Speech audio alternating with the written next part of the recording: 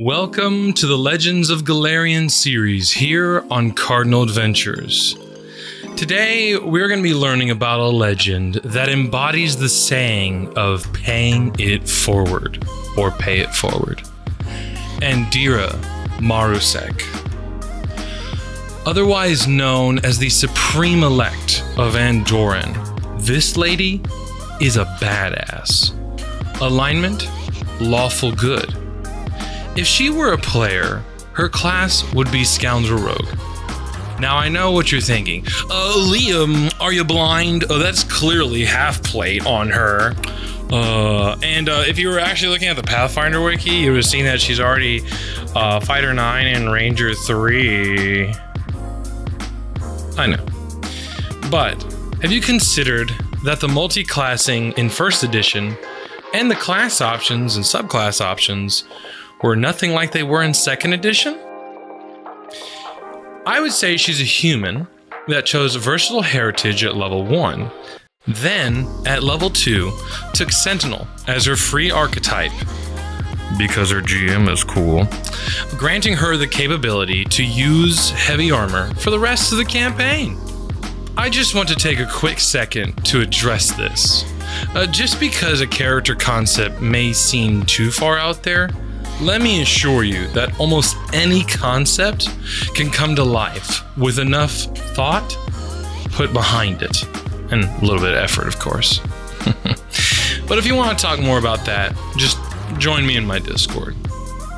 Andira's background is one of nobility, or the noble background for those of you building her sheet at home.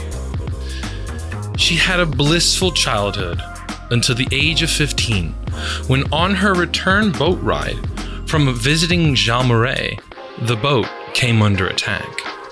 She was enslaved for several months until she was saved by a gray corsair known as Andira Galimnos. Andira Marusek did not believe it was mere coincidence that a woman of the same name saved her life.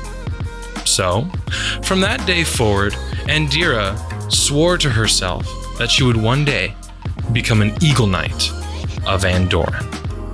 Of course, when she told her parents, they wanted no such thing for their young daughter. To become an Eagle Knight meant that she would be actively seeking out slavers, confronting them, and even fighting them if necessary. Eventually, she won over her parents and trained to become an Eagle Knight. But it did not stop there. Cue the montage music. She became studied in diplomacy, negotiation tactics, politics, philosophy, and even espionage. This girl was crazy. And that, to me, is why she's actually a rogue. Because she's extremely skilled, a quick learner, and adaptable. It's almost like there's a class that fits that description to a T. Who knows? Anyways, just under 15 years later, she was granted the title of Supreme Elect. And even though it has brought her into a more political lifestyle, if you think that politics aren't battles within themselves, you would be sorely mistaken. Some would say there's more backstabbing in politics within a single year than a rogue could ever roll sneak attacks for an entire lifetime. It is a scale that must be constantly checked to ensure that checks and balances are maintained. But Andira's war is the war on slavery. Andira, along with the rest of Andoran, stands behind the idea of abolitionism. Slavery must and will end across all of Golarion. Many countries feel the same way, but unlike Andoran and their Supreme Elect, they do not actively go out of their way to confront slavers whenever the opportunity arises. It has placed a large target on Andira's back when it comes to Chiliacs and Katapesh.